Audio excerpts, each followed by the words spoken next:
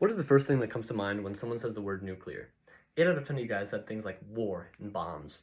And today I'm going to tackle some of those stigmas and show you the facts on why nuclear power is one of the most sustainable and viable options for generation we have today. So first of all, according to Kurzgesagt, 90% of nuclear waste is low-level waste, stuff that can be disposed of just in a trash can.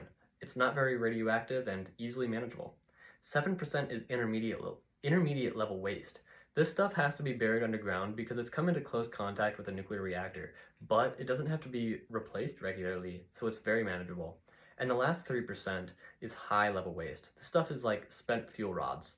It's got to be handled underwater and conveyed underwater into specially designed dry containers where they lose their radioactivity over time. So all of that is manageable and safe today with modern reactors.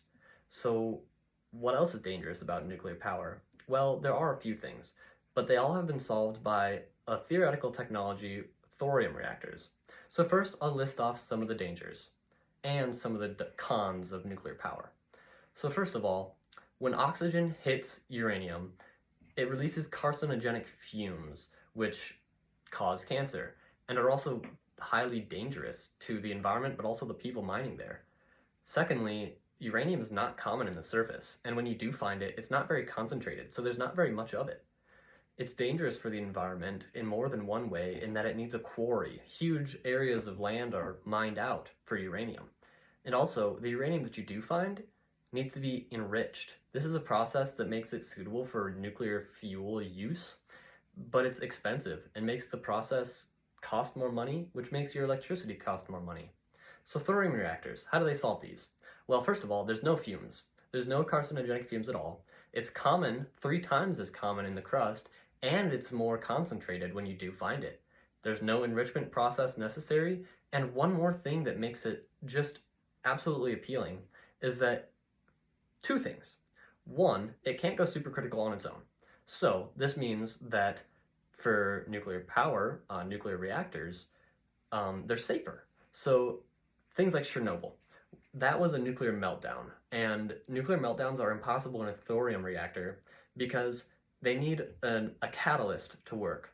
Plutonium, in this case, works with thorium, and you can have a meltable cork where thorium is in contact with the plutonium, but if anything were to go wrong, you can just melt the cork down and they're not in contact and all the reaction stops.